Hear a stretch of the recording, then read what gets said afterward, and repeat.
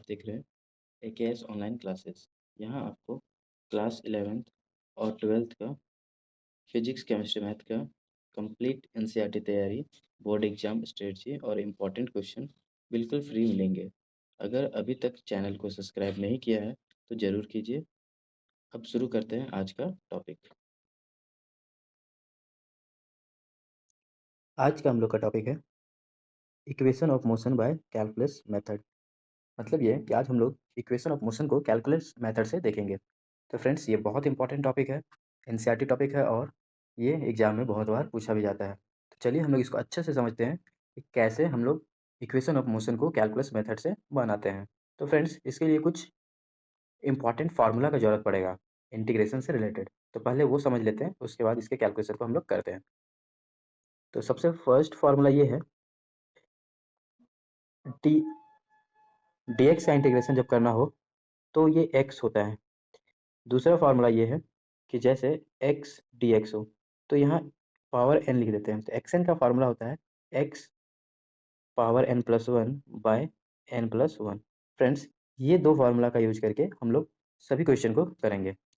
अब देखिए यहाँ पे क्या होता है, इसको फार्मूला थोड़ा समझ लेते हैं। जैसे x to the power n है तो जब इसका इंटीग्रेशन करेंगे तो पावर जितना भी होगा उसमें एक ऐड करेंगे और वो जितना वैल्यू आएगा उससे यहाँ पे डिवाइड कर देंगे। क्लियर है? तो चलिए अब हम लोग समझते हैं क्या है। Obtained equation of motion for constant acceleration using method of calculus. तो इक्वेशन ऑफ मोशन को हम लोग कैलकुलेट करना है, वो भी कैलकुलस मेथड से। ठीक है, और ये एक एनसीईआरटी क्वेश्चन है। तो चलिए इसका सॉल्यूशन देखते हैं। From the definition of average acceleration का डेफिनेशन से क्या होता है, a equals to d v by d t, मतलब change in velocity by time, ये एक्सेलरेशन होता है। इसको अगर यहाँ पे मल्टीप्लाई कर देंगे तो ये क्या आ जाएगा, d v equals to a d t. Clear है? अब क्या करना है, integrating both side and taking the limit for velocity u to v and for time 0 to t. मतलब ये है फ्रेंड्स, जब हम लोग इसको इंटीग्रेट करेंगे तो यहाँ पे लिमिट लेंगे, वेलोसिटी के लिए लिमिट लेंगे u से v और टाइम के लिए लिमिट लेंगे 0 से t। क्लियर है? अब देखते हैं इसको, देखते हैं इसको कैसे करते हैं। जैसे देखिए फ्रेंड्स, यहाँ पे क्या है, यहाँ dv है और इधर है a dt, a dt। अब इसको इंटीग्रेट करना है तो यहाँ लिमिट लिया गया है u से v और यहाँ लिमिट, यहाँ टाइम है इसलिए 0 से t। अब फ्रेंड्स, इस फार्मूला को देखेंगे तो जैसे dx का इंटीग्रेशन x होता है उसी तरह dv का इंटीग्रेशन v होगा। और यहाँ पे अपर लिमिट v और लोअर लिमिट u। यहाँ पे a कांस्टेंट है, कांस्टेंट बाहर कर देंगे और dt का इंटीग्रेशन t होगा। टाइम, अपर लिमिट t और लोअर लिमिट 0। अब क्या करते हैं, एक बार यहाँ पे अपर लिमिट पुट करते हैं, बीच में माइनस साइन देते हैं और फिर यहाँ लोअर लिमिट पुट करते हैं। तो v की जगह पे v पुट करेंगे, फिर माइनस साइन देंगे और v के जगह पे u पुट करेंगे। तो इस तरह से v माइनस यू हो जाएगा। a बाहर है, अब यहाँ पे t पुट करेंगे एक बार और एक बार 0। तो इस तरह से v minus u equals to ये ए टी हो जाएगा। और यहाँ से v इक्वल्स टू यू को इस साइड ले जाएंगे तो u प्लस में आ जाएगा ए टी। तो फ्रेंड्स, ये हो गया first equation, v equals to u plus a t. Clear है? तो देखिए यहाँ पे आ गया है, ये कैलकुलेशन करके यहाँ पे आ गया है v equals to u plus a t. अब हम लोग दूसरा वाला फार्मूला देखते हैं, नेक्स्ट फार्मूला कैसे प्रूव करेंगे। तो फ्रेंड्स, यहाँ पे क्या करेंगे, now from the definition of velocity v equals to d x by d t. तो ये डिस्प्लेसमेंट बाय टाइम जो होता है वो वेलोसिटी होता है। यहाँ से भी इस तरह से क्रॉस मल्टीप्लाई करेंगे तो dx जो होगा वो क्या हो जाएगा, v dt। तो dx equals to v d t हो गया। क्लियर है? अब यहाँ पे भी वही कंडीशन लेंगे, integrating both side and taking the limit for displacement x naught to x and time जो है वो कितना लेंगे, 0 से t। तो अब जो इसको इंटीग्रेट करेंगे तो डिस्प्लेसमेंट के टर्म में करेंगे। तो यहाँ पे लिमिट जो लेंगे वो x नॉट से x लेंगे और टाइम जो लेंगे 0 से t। अब चलिए इसको देख लेते हैं, इसका कैलकुलेशन को। तो यहाँ पे इक्वेशन 1 जो आया था वो क्या आया था, dx equals to v d t. Friends, ये आया था। अब इसको जब इंटीग्रेट करेंगे तो यहाँ पे एक्स नॉट से लेके एक्स तक और यहाँ पे ये डी टी है ना, तो डी टी के लिए क्या लेंगे, टाइम के रेस्पेक्ट में है तो 0 से टी तक।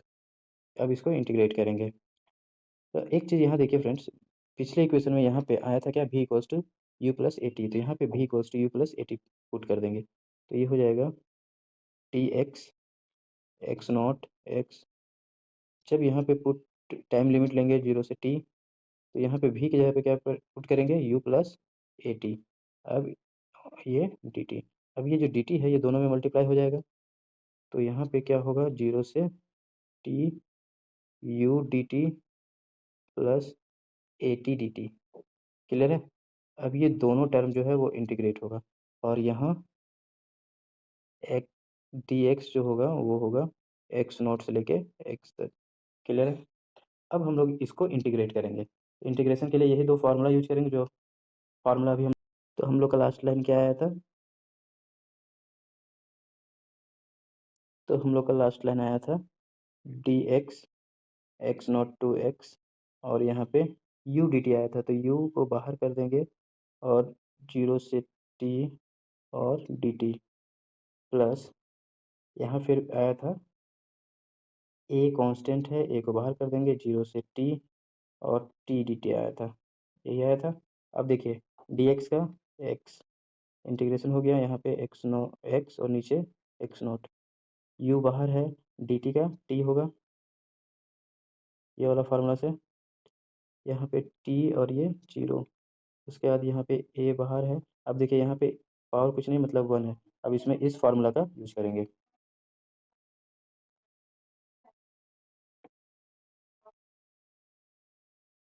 यहाँ पावर कुछ नहीं मतलब यहाँ पावर 1 है, तो टी का पावर 1 प्लस 1 2 हो जाएगा, और डिवाइड में 2, और यहाँ पे टाइम लिमिट टी और 0। अब फिर से वही करेंगे, अपर लिमिट और लोअर लिमिट पुट करेंगे, तो एक्स माइनस एक्स नॉट, यहाँ पे यू, अब देखिए फ्रेंड्स यहाँ टी पुट करेंगे और -0, तो सिर्फ टी लिखते हैं, -0 लिखने की जरूरत नहीं है। यहाँ पे ए, यहाँ पे भी वही चीज़ होगा कि जब टी पुट करेंगे और यहाँ एक बार 0 पुट करेंगे टी की जगह पे, तो 0 पुट करने से पूरा 0 हो जाएगा, तो बस टी ही रहने देते हैं। तो ये टी जब पुट करेंगे तो टी स्क्वायर बाय 2 हो जाएगा। अब देखिए एक्स माइनस एक्स नॉट, ये जो वैल्यू है उसको हम लोग मान लेंगे डिस्टेंस टी टाइम पे एस, और ये हो गया यू, इसको लिख सकते हैं हाफ, और ये ए, और ये जो टी स्क्वायर है वो टी स्क्वायर। तो इस तरह से फार्मूला क्या हो जा रहा है, s equals to u t, अच्छा फ्रेंड्स यहाँ टी छूट गया, u t plus half a t square. तो देखिए ये फार्मूला आ गया होगा एस, देखिए ये फार्मूला, फाइनली हम लोग इसको इतना लिख सकते हैं, s equals to u t plus half a t square. तो दो फार्मूला यहाँ पे हो गया, एक यहाँ से यहाँ तक, दूसरा यहाँ से इस फार्मूला तक, और तीसरा इक्वेशन ऑफ मोशन यहाँ से निकालेंगे। ठीक है, करते हैं। अब तीसरा क्या है, now we can write, acceleration जो होता है डी बाई डी टी होता है। अब यहाँ पे क्या करेंगे, D x by d x से मल्टीप्लाई और डिवाइड कर देंगे। देखिए इक्वेशन कैसा है समझते हैं। ए इक्वल्स टू जो है वो d v by d t होता है, इसमें क्या करेंगे d v by d t, यहाँ पे डी एक्स से मल्टीप्लाई और डी एक्स से डिवाइड, ये डी एक्स को इसके साथ और डी टी को इसके साथ लिखेंगे, तो d v by d x, और ये हो गया d x by d t. अब देखिए फ्रेंड्स ये d x by d t जो होता है वो भी होता है वेलोसिटी, तो ये हो गया भी, और ये बच गया d v by d x. Clear है। तो ये लाइन देखिए यहाँ पे आ गया। अब उसके बाद क्या करेंगे, ये डी वी को एक साथ रखेंगे और डी एक्स को ए के साथ क्रॉस मल्टीप्लाई कर देंगे, तो ये लाइन आ जाएगा। अब फिर से इंटीग्रेट करेंगे, integrating both side and taking the limit for velocity u and v and for displacement x naught to x. तो इसी तरह से इंटीग्रेट करेंगे, कंडीशन क्या लेंगे, वेलोसिटी के लिए यू से वी तक, और डिस्प्लेसमेंट के लिए 0 से एक्स नॉट से एक्स तक। अब इसका इंटीग्रेशन को हम लोग यहाँ समझ लेते हैं, यही देख लेते हैं। देखिए यहाँ पे वी डी वी है, तो इसको जब इंटीग्रेट करेंगे तो 0 यू से वी तक वी डी वी, और यहाँ एक्स नॉट से एक्स तक ए डी एक्स। फ्रेंड्स यहाँ कुछ नहीं मतलब पावर 1 है, अब पावर 1 है तो इसको सॉल्व करेंगे, चलिए सॉल्व करके यहाँ पे दिखाते हैं आप लोग को। तो भी का पावर 1 2 हो जाएगा बाय 2, इस फार्मूला से, एक्शन का फार्मूला से, जो भी पावर उसमें एक ऐड होता है और एक उससे से डिवाइड होता है। उसके बाद यहाँ पे लिमिट भी और यू पुट करेंगे, और यहाँ पे ए कांस्टेंट है, ए बाहर हो जाएगा, और जब ये डी एक्स का इंटीग्रेशन करेंगे तो एक्स हो जाएगा, और यहाँ अपर लिमिट एक्स और लोअर लिमिट एक्स नॉट, इस तरह से। अब जब अपर लोअर लिमिट इसमें पुट करेंगे तो भी स्क्वायर बाई 2 माइनस इसमें क्या करेंगे, लोअर लिमिट पुट करेंगे तो यू स्क्वायर बाई 2 हो जाएगा इक्वल्स टू यहाँ पे ए, अपर लिमिट पुट करेंगे तो एक्स और लोअर लिमिट पुट करेंगे एक्स नॉट। अब फ्रेंड्स यहाँ से इसको लिख सकते हैं v square minus u square equals to v square minus u square by 2 और यहाँ पे 2 और इसको पूरा एस ले रहे थे तो देखिए यहाँ पे v square minus u square by 2 और ए और ये एक्स नोट आ गया, एक्स माइनस एक्स नोट आ गया। अब यहाँ पे हम लोग क्या कर सकते हैं कि यहाँ से ये 2 को इधर मल्टीप्लाई कर देंगे तो आ जाएगा v square minus u square equals to 2 a s और एस के जगह पे हम लोग फिर से ये चीज़ लिख सकते हैं। क्लियर है फ्रेंड्स? तो ये हो गया equation of motion calculus method से, जो बहुत इंपॉर्टेंट है। आप इसको प्रॉपर नोट्स बना सकते हैं फ्रेंड्स। तो चलिए आगे देखते हैं। अब क्या है, equation of motion for the motion of an object under gravity. मतलब जब किसी ऑब्जेक्ट को ऊपर से छोड़ देंगे तो वो नीचे गिरेगा। तो ग्रेविटी के अंडर इक्वेशन ऑफ मोशन कैसे यूज करते हैं वो अभी हम लोग देखेंगे। तो when an object is thrown upward और fall towards the earth then its motion is called motion under gravity. तो जब भी कोई ऑब्जेक्ट को ऊपर की तरफ फेंकते हैं या ऑब्जेक्ट को नीचे गिराते हैं, ठीक है, तो उसके मोशन को क्या बोलते हैं, मोशन अंडर ग्रेविटी। क्लियर है? Because in this condition, upward or downward, the acceleration of the body is equal to acceleration due to gravity।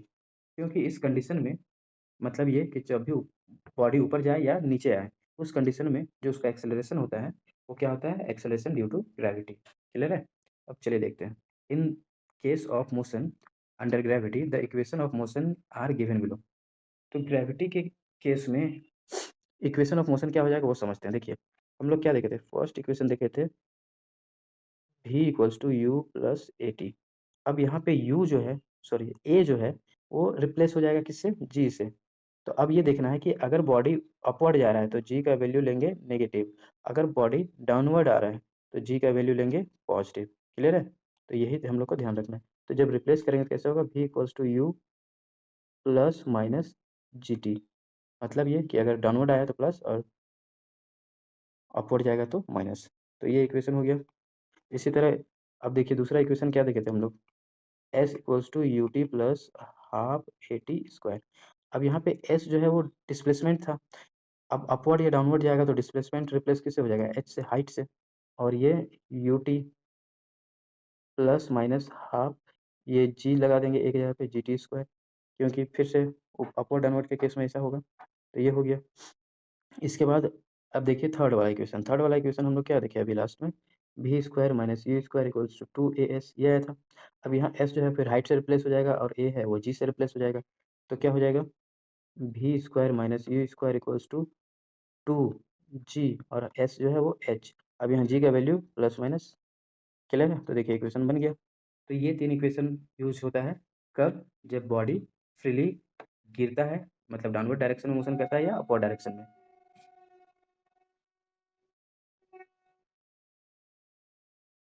देखिए in case of upward motion acceleration due to gravity is taken as positive, तो upward जब जाएगा तो positive लेंगे, and for downward motion g is taken as negative, और जब downward motion होगा नीचे के डायरेक्शन में तो क्या लेंगे, नेगेटिव। समझ में आया? चलिए आगे देखते हैं।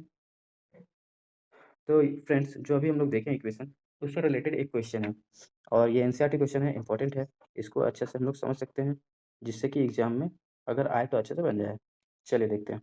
A ball is thrown vertically upward with a velocity of 20 metre पर second from a top of a multi-story building।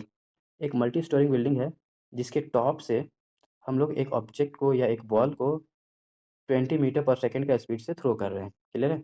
जैसे इसको समझते हैं, जैसे ये मल्टी स्टोरिंग बिल्डिंग है, यहाँ इसका टॉप है, यहाँ से 20 मीटर पर सेकेंड के स्पीड से एक बॉल को थ्रो किया। The height of the point from where the ball is thrown 25 metre from the ground। अब यहाँ जो हाइट है ये कितना दिया हुआ है, 25 मीटर ग्राउंड से। अब क्वेश्चन है, क्वेश्चन क्या है, how high will the ball rise. पहला क्वेश्चन है कि जब यहाँ से हम थ्रो करेंगे तो कितना हाइट तक बॉल जाएगा, ठीक है, ये निकालना है। दूसरा क्वेश्चन क्या है, how long will it be before the ball hits the ground.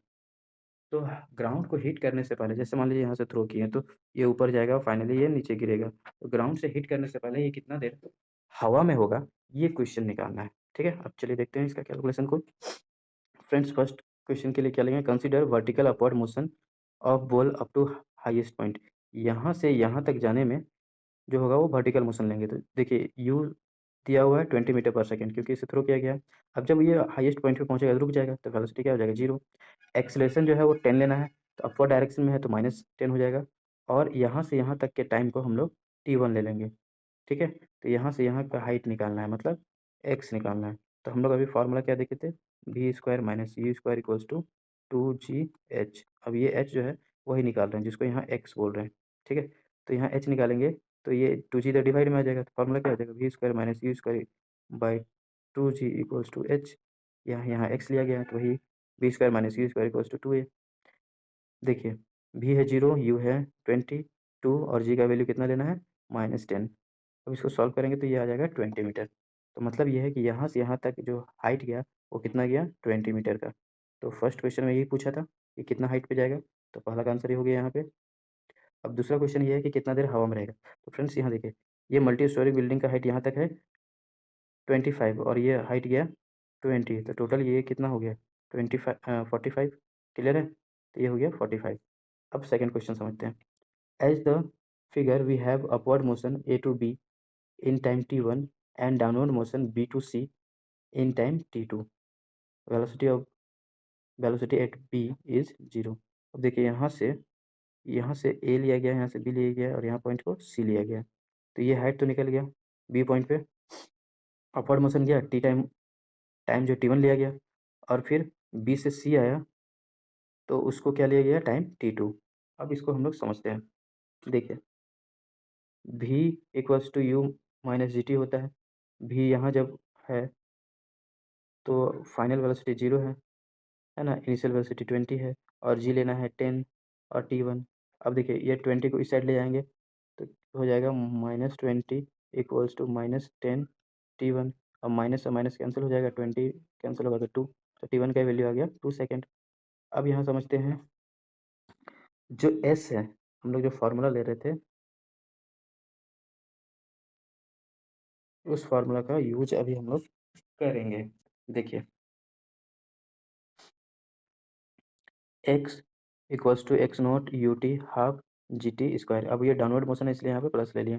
अब देखिए x और एक्स नॉट इसको अगर इस साइड कर दें तो x माइनस एक्स नॉट हो जाएगा, और ये x माइनस एक्स नॉट मतलब s है, और s जो है यहाँ हाइट लेते हैं तो ये जो पूरा हाइट है वो कितना है 45, तो हाइट हो जाएगा 45।